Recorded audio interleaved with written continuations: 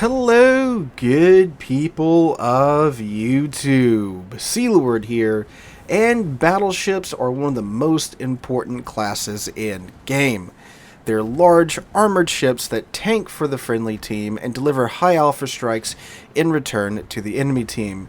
They often act as anchor points for your team on a holding flank or the wall behind which you push on a pushing flank. And trying to pick a battleship is a pretty difficult choice because there are plenty in this game. So in today's video, I'm trying to bring you guys my top 5 best of the best battleships. It was a very hard thing to whittle this list down to just 5 battleships because there are truly some amazing battleships in this game. I know, as I'm sure most of you guys know, I am a filthy battleship main and I have tons of experience in most of the battleships in this game. So with today's video, we're going to go through my top 5 best of the best, and I hope you guys enjoy. And if you do enjoy, make sure to drop a like and leave a comment and subscribe not only to this channel but to my second channel. That's right, I started a second channel now for more of the behind the scenes blooper stuff for some of the IRL videos, and you'll be seeing some vlogs go up there as I have quite a few museum ships that I am now trying to travel to from one side of the country to the other. So if you want to see all that good stuff, subscribe to my second channel, Sealord IRL. There'll be a link here and somewhere in the description down below. But let's go ahead and get on into it with number 5, and that is the one and the only Tier 10 American mainline battleship, the Montana. Yeah, you know, the Montana, one of the oldest battleships in this game, one of the original battleships, because back in the day we only had the American and the Japanese line when the game fully released.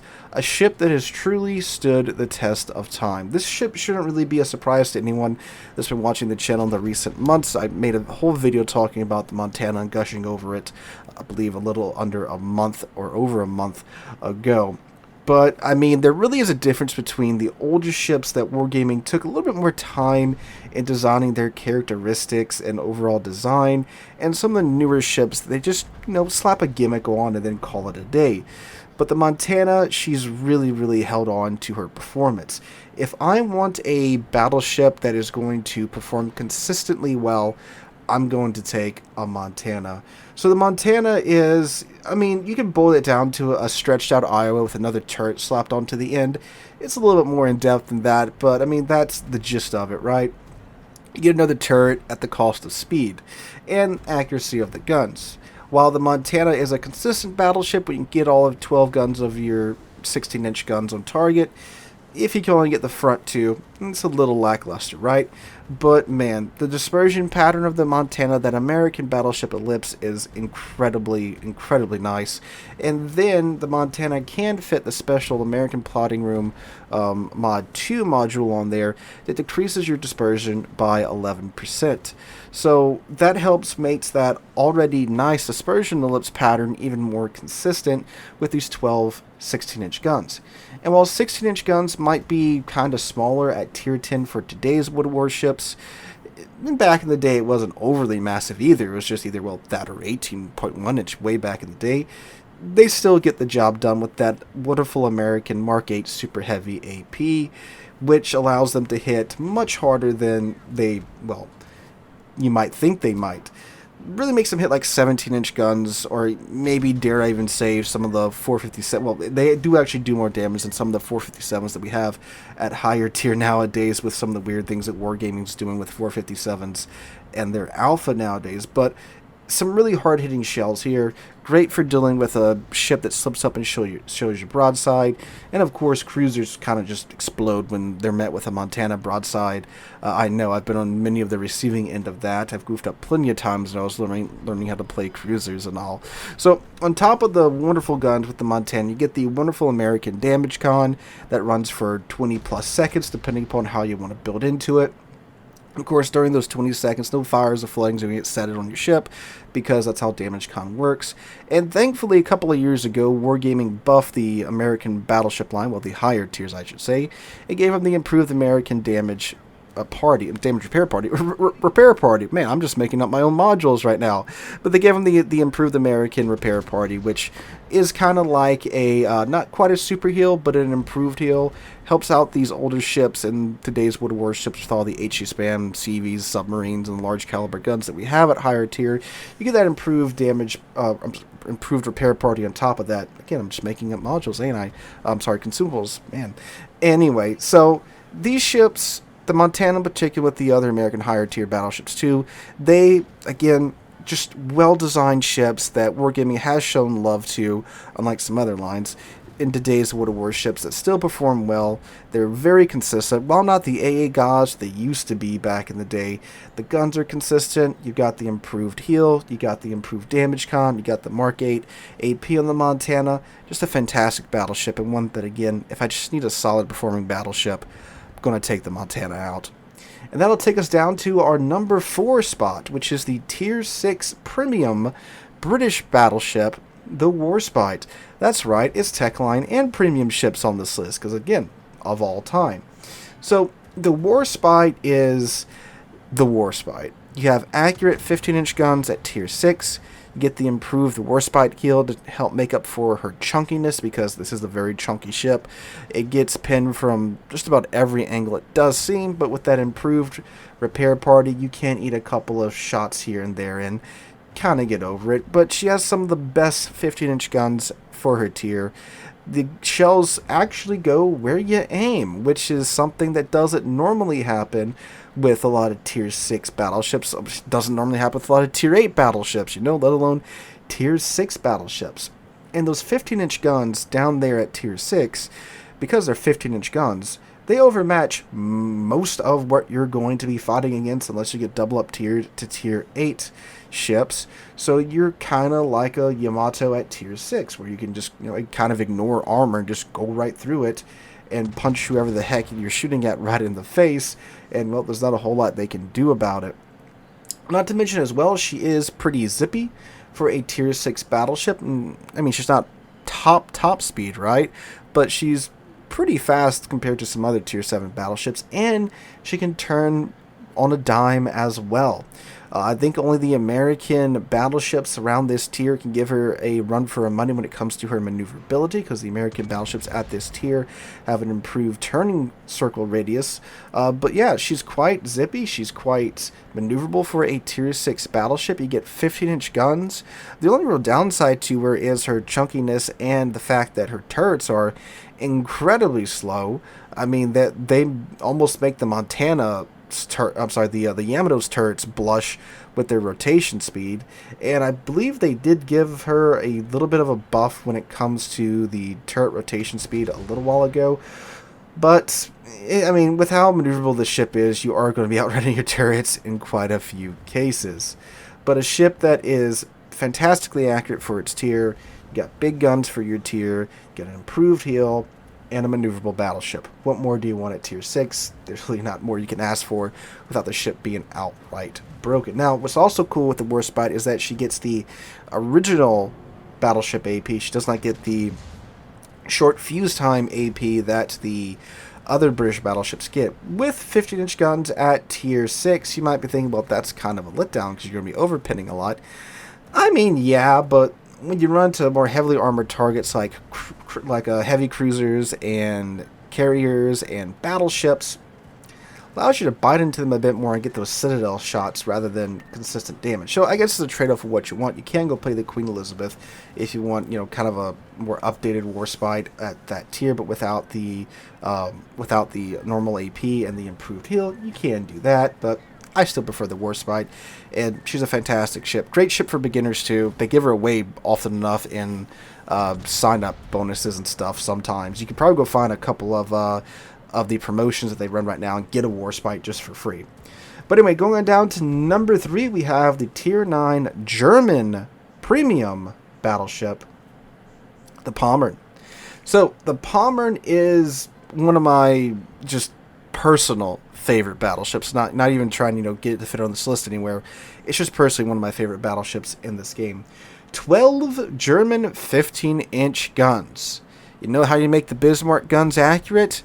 You add one more per turret. And crank that number up from 8 to 12. Yeah, that's how you get Bismarck guns to hit stuff. So the Pommern is just the ultimate brawler at tier 9, except for maybe, of course, like the German battlecruiser line with the Ruprecht. As far as like a normal battleship, definitely like the pinnacle of brawling in that scheme, right? So you get those 12, 15-inch guns. You also get a whole host of secondary guns.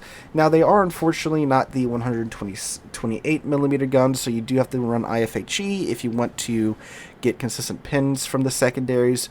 But with the amount of secondaries and their firing rate and the fire chance, and especially if you run Lucians on the Pommern, I've never really found the secondaries to be lackluster in terms of performance with just running them stock, from my experience. If you want to run IFHE in your Pommern, you go right ahead.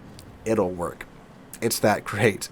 On top of that, too, you get torpedoes, one set per side, so when you are brawling and you are getting to those drive-by instances, you have that ace up your sleeve, or if the destroyers are feeling a little bit spunky and they try to rush you, you can turn the tables on them.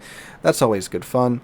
Not to mention as well, the ship is incredibly well armored for close range engagements. Now, if you do get caught out in the open at longer range, yes, ships like the Yami and the Shikishima and the Satsuma and all those big gun snipey battleships will absolutely just dump on you, right? But if you can play your cards right, use your island cover to your advantage, and try to force those close range engagements, you certainly can make it happen in the Pommern. And she's fast, too, to top it all off as well. I mean, the ship can run down quite a few ships that she can run into.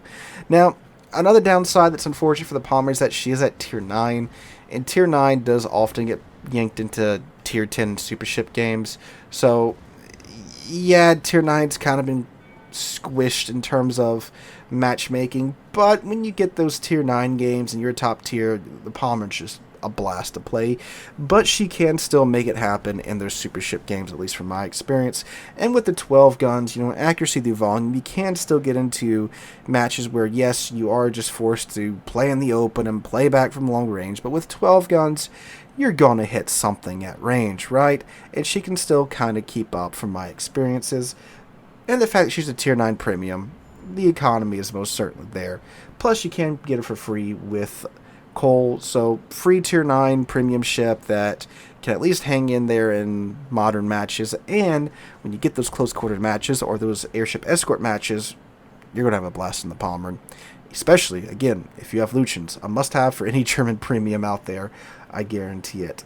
So that takes us down to number 2, which is the tier 10 French baguette, the Bourgogne.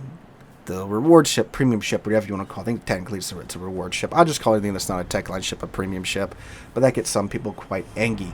But anyway, the Bourgogne, man, the Bourgogne is a ship that I unfortunately kept putting off acquiring because she is a still ship. So she's only really available to some of the most dedicated players, either through playing ranked, through clan battles, or throwing your wallet at the dockyard event every time it comes up.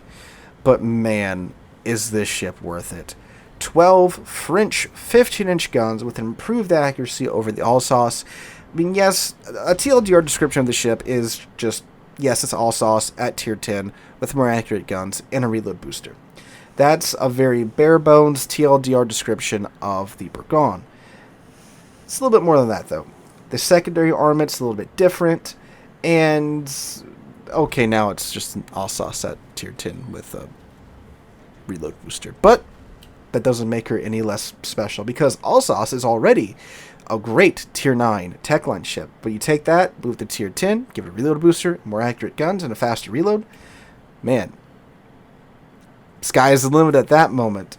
So, since the Bourgogne has the improved accuracy and the reload booster, what that allows you to do is, well, actually hit things that you're shooting at longer range, which of course makes the ship ideal for the current meta. What I typically do in my Bourgogne is I usually keep HE loaded at longer range, because yes, you do have 15-inch guns at tier 10, which is most definitely small by tier 10 standards. So, you keep the HE loaded, and with the accuracy, you're going to be getting shells on target, and you're going to be starting fires at longer range. So once you see that the ship that you just set on fire once or twice with your, again, accurate 15-inch guns, Once you see them pop their damage content runs out, you slap the reload booster, and if you time it right, you get 3 very quick salvos as a follow-up to that one salvo that started those couple of fires on that ship, and now you're barbecuing them down. And that's just from at range. Once you get to about like 17, 18-ish kilometers, you just use the AP at that point, and when they show you their broadside, smack them with the AP, smack the reload booster, again put 2 or 3 more salvos into them in very quick succession, and make them, well, go back to port. And that's the beauty of the Pommern with her nice gun performance and the reload speed. You just, it doesn't really matter what they do. They angle into you, you load HE. They show you broadside, you load AP, and you just beat the crap out of them. And with the engine boost that, is standard on most of the other French ships, you can absolutely just find that flank where they're not guarding it, run it down. You get their broadsides, pump 12, 15-inch shells into their broadsides every, well, again, depending upon, if you're using the reload booster, every freaking 10 seconds for the duration of your reload booster. And even though they're 15-inch guns, you have 12 of them, and they do hurt. So it's a wonderful ship for that. It's a great ship. It's a very, very satisfying ship, I should say. After, grinding out all that steel, it does perform as well as you think it does. And statistically, I believe it is the best performing ship in the game if you check out the Bourgogne stats. Granted, it is a steel ship. You do have to be, again, a very dedicated player in order to acquire her. And, since you're someone that probably has to play clan battles or ranked and earn that much steel in those modes, Bourgogne players tend to know what they are doing. But then you run into the secondary Bourgognes every now and then, and that's like, man, what are you doing? Like, if you want a secondary Bourgogne, play the Alsace. She's better set up for that. Bourgogne is just main battery, burn it down, citadel them down, run around like essentially a super large cruiser, and that's the Bourgogne. But now, our number 1 spot. It is occupied by the Tier 10 Japanese battleship, the Yamato, or the Yamato. Yamato, or the Yami, my cat's namesake. But the Yamato. I mean, this ship, it's actually my most played ship on my account, believe it or not. I know some of you would probably be expecting GK, but if you put Yami in with all the rank that I've played with Yami when Tier 10 rank's a thing, all the clan battles I played with Yami, it's the Yamato. And Yami, because I'm American and we have to give everything a nickname, But the Yamato, I mean, the other oldest battleship in the game, 18.1-inch guns. What more do you want? You can ignore armor thresholds because you can overmatch 32. It's a really tough ship at range when it comes to the armor scheme. And if you know what you're doing with the armor scheme and you can hide your cheek, you can actually play the ship from medium to, dare I even say, close range if you know what you're doing. Now, I'm not saying go push into the entire enemy team, no, but I'm saying, you play the ship, you as a long-range ship for the first half of the match. And because of the ship's excellent armor scheme at range, you're not going to get slapped that hard. So you do that, and then when the match evolves into that close-range engagement, you push in with now a pretty much full health Yamato with 18.1-inch guns, with armor that can work at close range. Again, just gotta watch your cheeks. There's not a lot of ships that can deal with that, unless it's a submarine that shotguns you. Yeah, But, I mean, again, 18.1-inch guns, you get 9 of them. You can get the unique upgrade for the Yami, which is one of the very few unique upgrades that I believe is absolutely worth it in this game. And what that does is it gets you another additional boost to your dispersion on top of the boost you can get from the aiming systems mod. So you can get the 7% from the mod and then 10% from the unique upgrade. And now your 18.1-inch guns are actually pretty dang accurate. And it helps you counteract the funky Japanese dispersion pattern because, I mean, hey, they got to balance the ability to, overmatch 32 millimeters of armor somehow, so, get the wonky dispersion pattern. And, yeah, I mean, you've got a hammer here, and you can really, really punish some fools with the Yami if you get used to the guns, which they're actually pretty comfortable at range, because, again, the ship is designed for that. And once you get the pattern down, it's pretty dang consistent. I mean, again, 18.1 inch guns, yeah. And even though there has been some warships added to the game that can overmatch 32 millimeters of armor, so she's not that unique anymore, there's just something about playing the Yami that just brings a smile to my face. It knows she doesn't have the Shikishima gun sounds. It knows she doesn't have some type of stupid gimmick like the Satsuma, and she's not ridiculous like the Incomparable. But it's just something about the Yami that it's a special ship. So guys, those are my top 5 best battleships of all time. Let me know in the comments down below, what would you have added to this list? What would you have removed from this list? What are your top 5 battleships from all time? I know I'm thinking of 2 or 3 right now that some of you guys are probably going, there's no way Sealord didn't include that on his list. And, I'll post them in the comments down below at the end of the day of this video and see how many of you guys got it right. So hope you guys enjoyed. Have a wonderful Monday, wonderful rest of your week. Hope to catch you guys in the next one.